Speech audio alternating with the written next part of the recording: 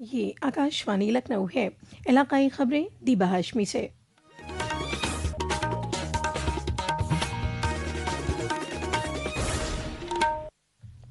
वजीर आजम नरेंद्र मोदी आज नई दिल्ली के विज्ञान भवन में प्रधानमंत्री विकसित भारत रोजगार योजना के तहत 2,400 करोड़ रुपए की मराद तकसीम करेंगे। वो अमली तौर पर मुल्क भर से मुस्तफीद होने वालों से खिताब करेंगे। मेहनत और रोजगार के वजीर डॉक्टर मनसुख मांडविया ने बताया कि अगस्त 2025 में शुरू होने वाली इस स्कीम के तहत 63 लाख से ज्यादा कारकुनान, जिनमें से तकरीबन 30% खवातीन हैं, उनको बाज़ाब्ता अफरादी क़ुव्वत में ज़िम्म किया गया है। उन्होंने मजीद कहा कि इस स्कीम से मुल्क भर में 15 लाख रोजगार के मौके पैदा होंगे।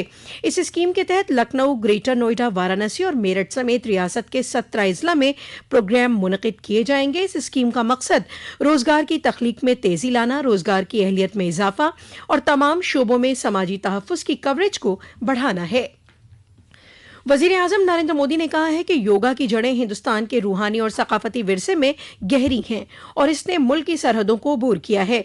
एक सोशल मीडिया पोस्ट में मरकजी वजीर मुमलिकत प्रताप राव के एक मजमून का इश्तराक करते हुए वजीर आजम ने इस बारे में बात की कि किस तरह कदीम नसूस से लेकर आलमी पहचान तक योगा ने सरहदों को अबूर किया है, जबकि हिंदुस्तान के रूहानी और सकाफती विरसे में गहरी जड़ें हैं।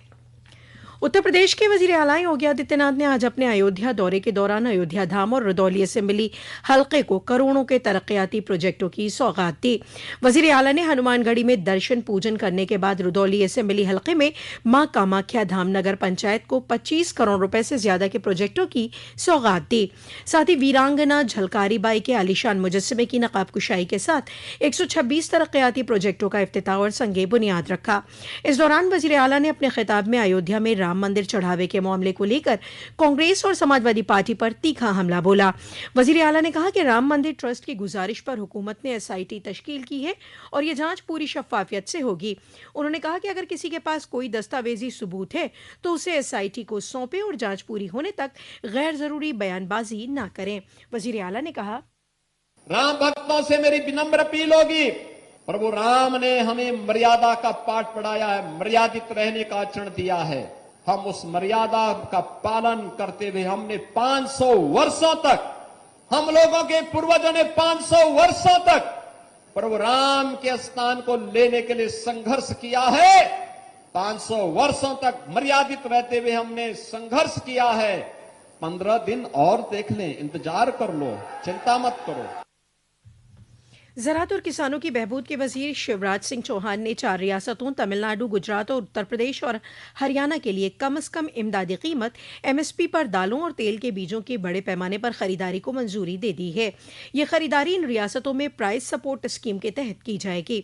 उत्तर प्रदेश के लिए 48,298 मीट्रिक टन मूंग, 97,970 मीट्रिक टन उड़द और 41,718 मीट्रिक टन मूंगफली की खरीदारी को मंजूरी दी गई है।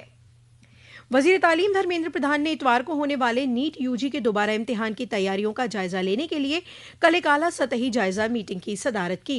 उन्होंने इम्तिहानी अमल में दयानतदारी, शफाफियत और कारकर्दगी के आला मेयार को बरकरार रखने की जरूरत पर जोर दिया। उन्होंने ओहदेदारों को हिदायत दी कि वो तमाम जरूरी इंतजामात को यकीनी बनाएं और आज़ादाना और मुनसिफाना तरीके से दोबारा इम्तिहान के इनेकाद के लिए चौकसी इख्तियार करें।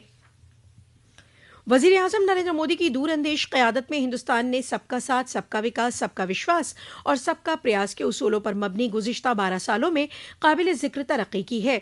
इस मौके की मुनासिबत से ऑल इंडिया रेडियो न्यूज़ एक खुसूसी सीरीज़ पेश कर रहा है। अवाम की फलाह बहबूद के लिए तरक्की के 12 साल। आज के शुमारे में हम शुमाल मशरिक़ की तब्दीली के लिए हुकूमत के अहम इक़दामात पर रोशनी डाल रहे हैं।